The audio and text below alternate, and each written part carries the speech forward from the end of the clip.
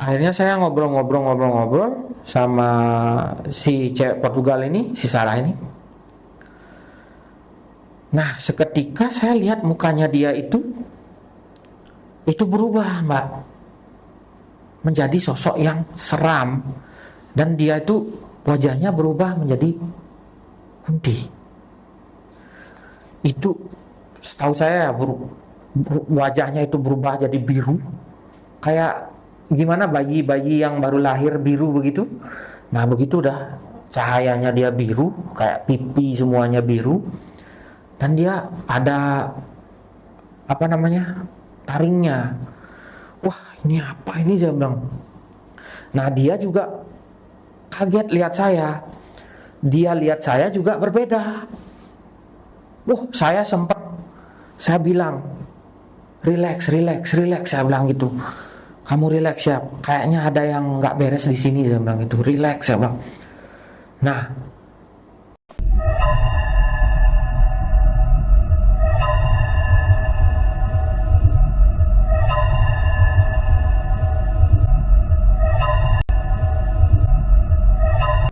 Selamat malam sahabat Pasar Gaib Official. Malam ini kita kembali lagi bersama narasumber kita, yaitu Mas Di. Apa kabar Mas Di? baik. Mas Di akan menceritakan kisah masa lalu beliau ketika tinggal di Bali.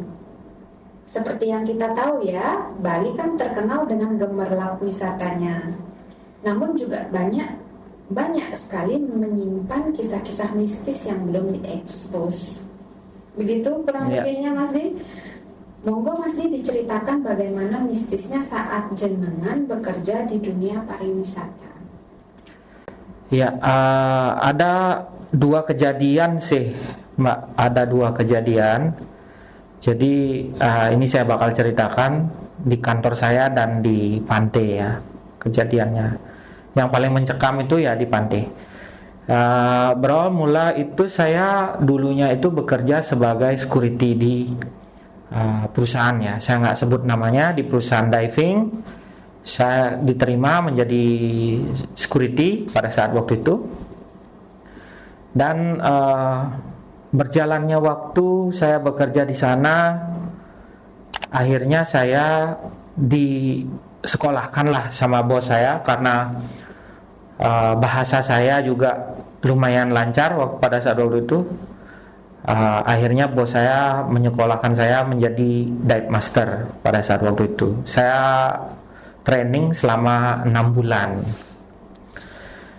Nah, di perjalanan saya bekerja di sana, akhirnya saya disekolahkan menjadi dive master. Akhirnya saya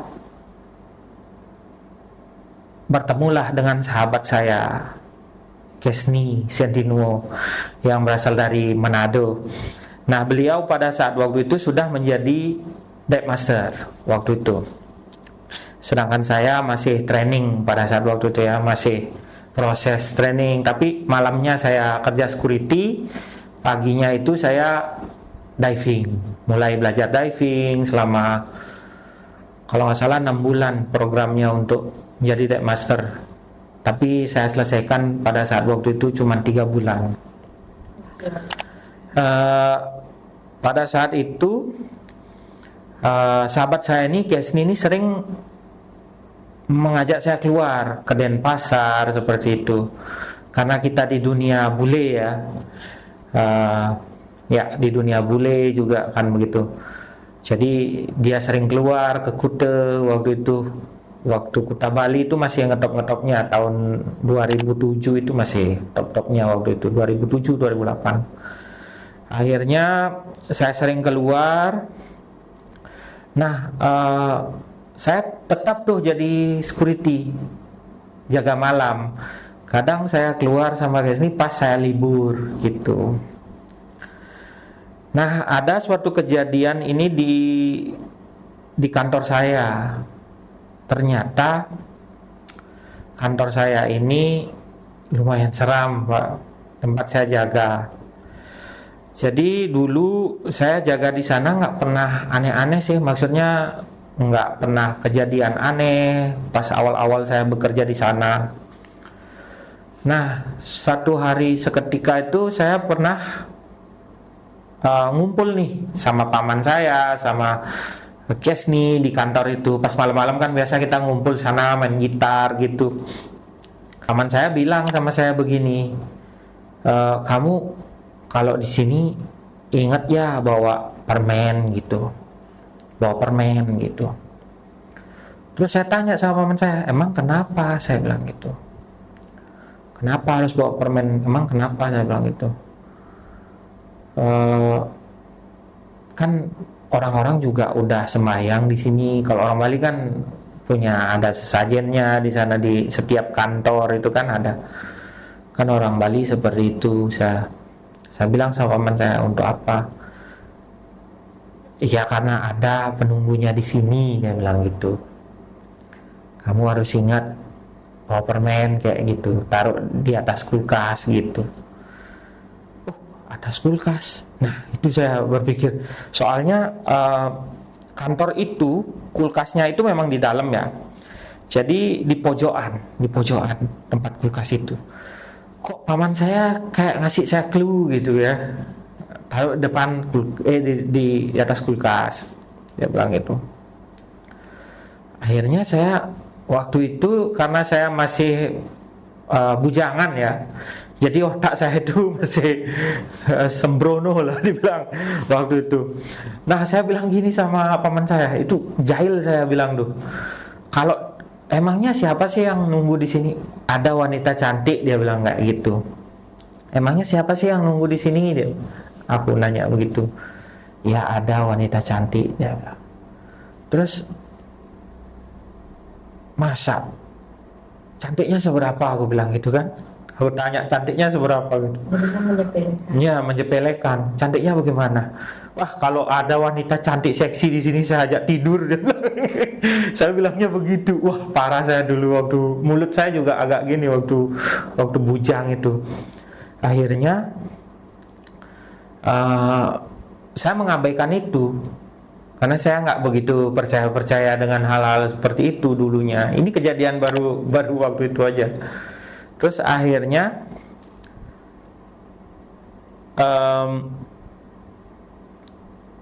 beberapa hari kemudian saya diajaklah sama Kesni, teman saya yang dari Manado.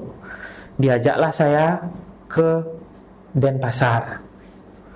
Waktu itu ke Nusa Dua atau Denpasar ya? Nusa Dua kalau nggak salah. Dan kita pergi itu pagi karena kita nggak diving, kita pergi pagi, kita di sana seharian, dan saya harus pulang jam 7 saya harus sudah ada di rumah ya, karena harus kerja jam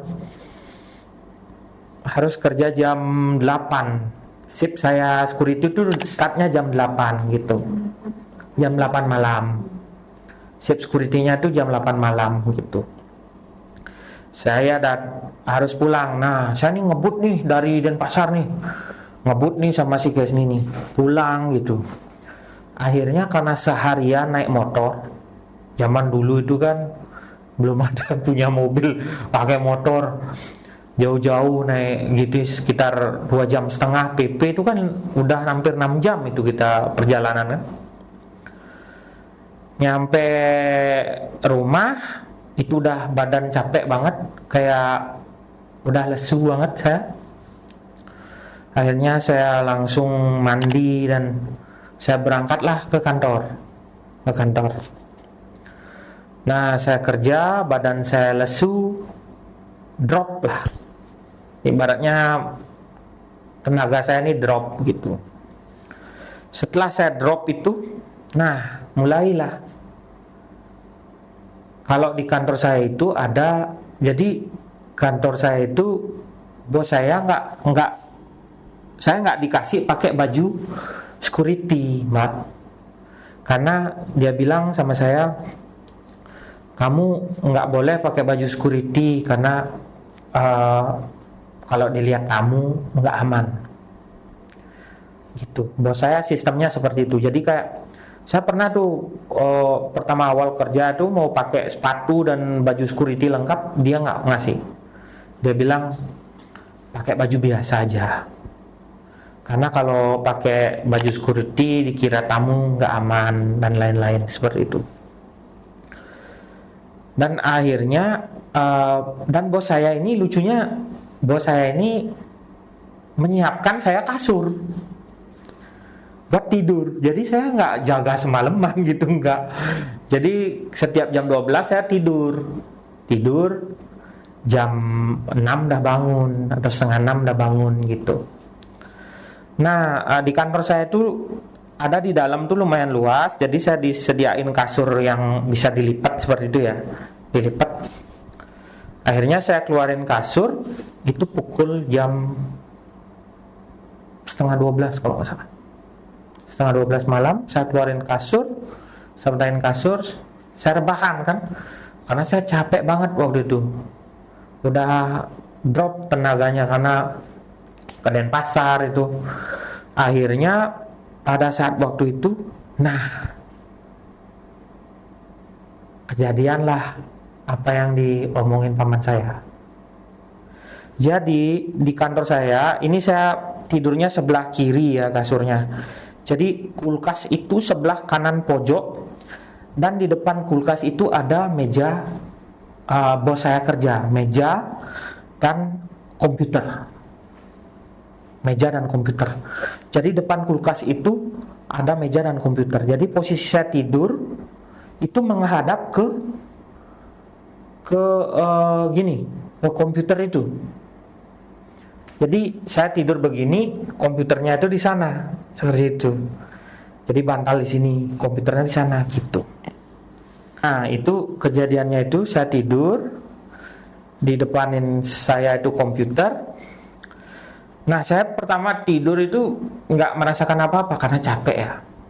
Tapi ketika saya mau menggeserkan badan saya begini, saya mau ambil bantal guling begini, menggeserkan ke samping, itu nggak bisa. Seperti ada yang megang saya, seperti begitu. Dia megang saya. Nah, akhirnya itu aneh itu. Saya mau begini nggak bisa. Nah, itu bukan itu nggak saya tidur, itu benar-benar saya sadar, dan mata saya pun melihat ke atas, sadar, dan saya nggak bisa bergerak begini. Loh, kok nggak bisa bergerak begini saya? Nah, akhirnya sampai saya mau kerasa kayak diikat atau dipegang begini, saya mau begini sampai saya tuh misuh gitu mbak, sampai saya tuh keluaran kata-kata jelek lah kalau itu.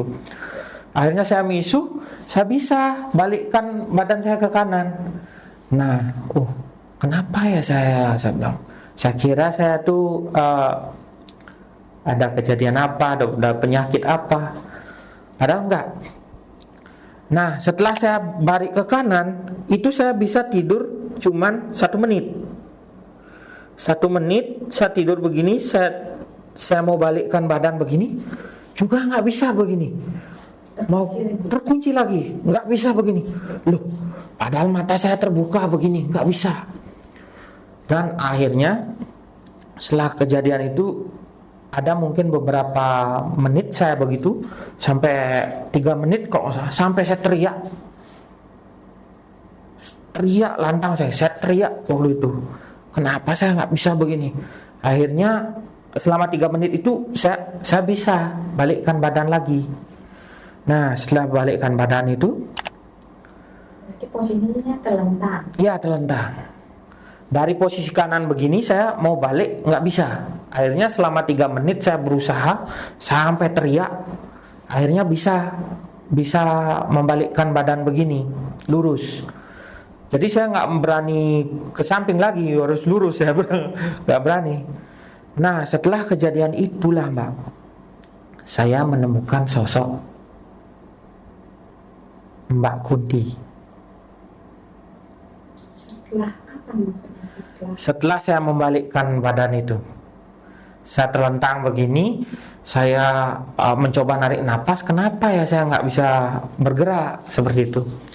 Akhirnya saya lihatlah beliau, si Mbak ini, Mbak Kunti ini atas meja komputer. Pas di depan, ini layar komputer di depannya. Dan dia duduk begini. Rambutnya ke bawah.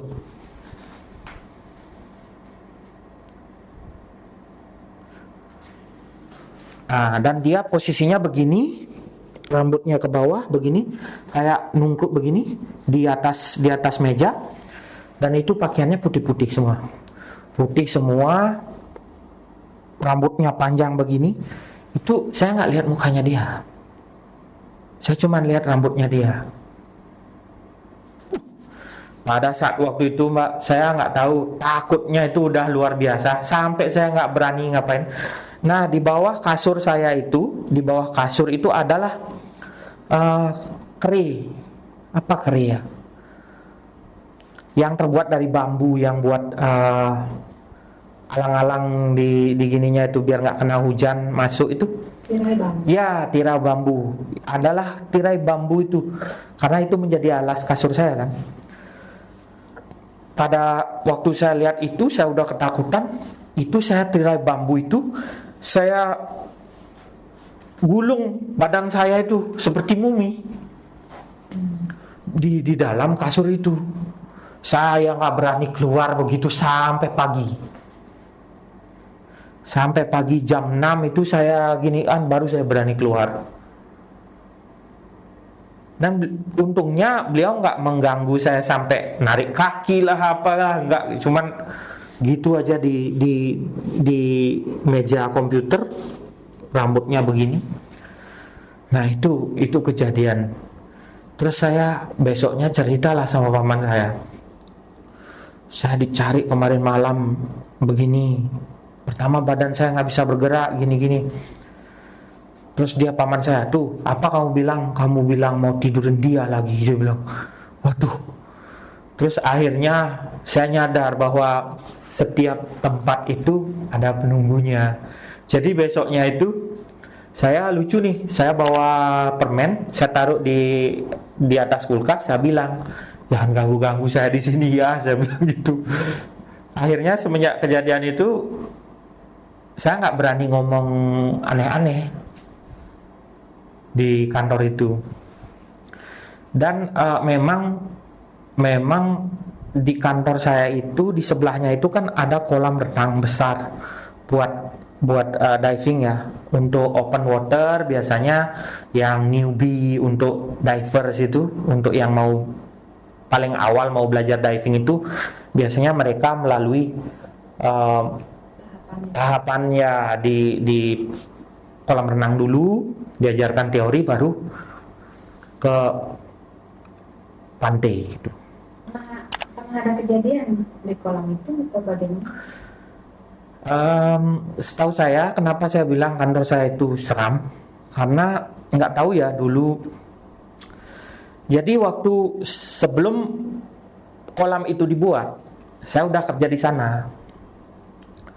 Nah, ketika proyek itu berjalan, kan ada penggalian tuh. Jadi kolamnya itu tingginya sekitar 12 meter. Untuk diving kan harus dalam ya, 12 meter. Nah, setahu saya waktu penggalian kolam itu memang banyak ditemukan tulang-tulang manusia. Padahal kantor saya itu kalau dari kuburan itu berjarak jauh. Dan kalau tanya sama orang-orang tua, itu kuburannya memang di sana atau dulu di mana, atau di sebelah kantor mungkin gitu, saya bilang kan, saya tanya. Dia bilang memang kuburannya di sana, bukan di kantor itu. Jadi ada orang tua yang bilang katanya dulu waktu zaman peperangan, jadi tempat tinggal saya itu di desa itu kan mungkin karena pasir putih dan lain-lain, mungkin tempat pembuangan mayat-mayat orang yang berperang itu mungkin ya. Karena aneh, setiap ada yang mau buat kolam di pesisir pantai itu selalu ada tulang manusia. Dan itu ditemukan bukan satu dua, yang di kolam itu mungkin ada 10 orang. Di satu kolam Di satu kolam saja 10 orang. belum lagi kolam-kolam yang lain. Belum lagi yang homestay yang lain, karena itu panjangnya kan panjang gitu, pinggir pantai dia. Nah mungkin asumsi orang-orang tua itu mungkin karena dulu desa itu jadi pembuangan penguburan mungkin ya, penguburan. Jadi mungkin semuanya itu kuburan, kita nggak tahu kan. Mungkin yang dikubur zaman dulu yang massal mungkin kan, bukan kuburan tapi dikubur massal begitu. Nah setelah kejadian itu saya nggak berani aneh-aneh gitu. Nah setelah kejadian itu saya juga ada kejadian yang sangat-sangat mencekam. Yang bagian pada saat kolam renang itu dibersihkan, digali, apa mengalami gangguan juga atau bagaimana? Iya, di homestay itu saya nggak sebutkan namanya ya, karena saya takut mencemarkan hotel kan gitu. Homestay saya nggak mau, karena banyak orang juga kerja di sana. Jadi sebelum kolam itu dibangun, jadi tempat itu memang sudah seram. Jadi kantor saya dengan homestay itu jadi satu dulu. Jadi satu, nggak ada tembok gitu, jadi satu. Karena ownernya ini yang punya orang satu. Dari tanah, dari semuanya itu dia yang punya. Itu dikontrakkan itu semuanya itu. Termasuk kantor saya dan di sebelah itu. Memang ada banyak kejadian aneh sebelum pembuatan apa namanya kolam renang itu. Taman saya kan sudah sebelum saya masuk itu 2007. Taman saya kan sudah kerja di sana dari 2000. Sudah 7 tahun dia kerja di sana. Jadi dia paling awal kerja di sana. Tahun 2000 saya ingat gajinya dia cuma 200.000 zaman itu. Nah saya sering-sering nginep tuh di sana sama paman saya. Jadi dia sering cerita katanya staf-stafnya di sana kalau malam tuh lewat kadang ketemu, kalau di Bali itu celulu kayak Casper itu. Ada juga yang kayak Casper itu, dia lihat dia badannya besar, botak, ada putih-putihnya begitu kayak Casper gitu. Nah itu sangat seram memang di belakang itu, di belakang. Nah dulu ada beringin di sana, ada beringin. Nah setelah itu saya ada kejadian sangat-sangat mencekam ini Mbak. Nah dulu kan setelah saya jadi dive master, itu, nah saya diajarkan lah sama sepupu saya dan ada teman saya juga untuk cari-cari bule begitu. Kayak kita benar-benar ya kulit-kulit begini memang disukain bule gitu. Akhirnya saya mulai itu dari dive master, saya akhirnya mempunyai skill bahwa saya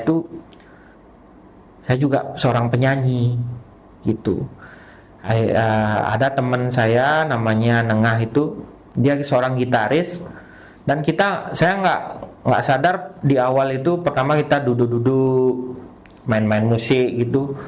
Nah dia bilang sama saya waktu itu, kamu suaramu bagus, kenapa nggak main di bar? Di bar kamu dibayar loh 75.000. Zaman itu 75.000 besar uangnya. 75.000 dia. Ya oke, kalau gitu kita buat band. Nah buat band lah itu. Akhirnya berjalan, band kita diterima di banyak bar di sana kan. Akhirnya saya pagi, malamnya itu saya jadi security, paginya saya diving, dan waktu itu kebentrok waktu, kadang-kadang kalau saya mau nyanyi, soalnya nyanyinya kan jam 8 malam tuh. Nah akhirnya paman saya minta kerja tuh di tempat kerja saya, mau ngambil posisi saya jadi security. Akhirnya bos saya bilang sama saya, kamu mau ambil kerjaan 2 atau 1? Dia bilang.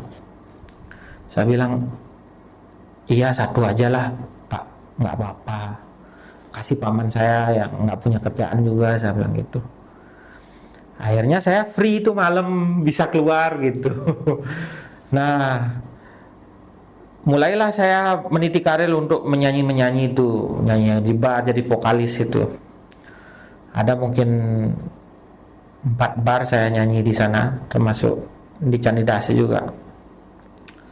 Nah pada suatu hari itu saya diundang di acara bar di pantai buat nyanyi. Itu acara Kinky Bar waktu itu. Nah jadi di lapangan terbuka saya main musik, saya nyanyi di sana sama full band ber-5 orang. Nah setelah saya nyanyi itu ketemulah sama cewek Portugal.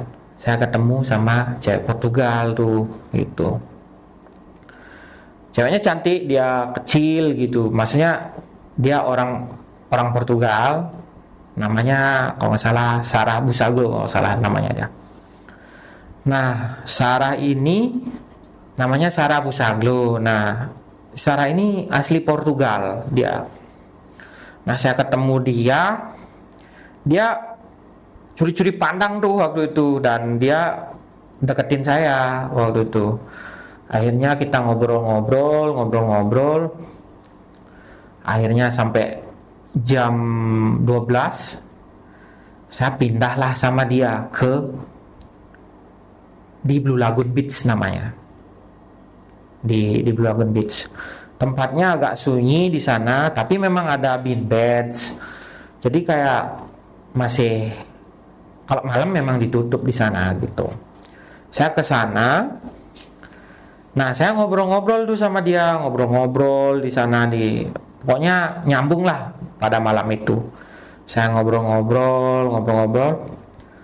Nah, saya dengarlah suara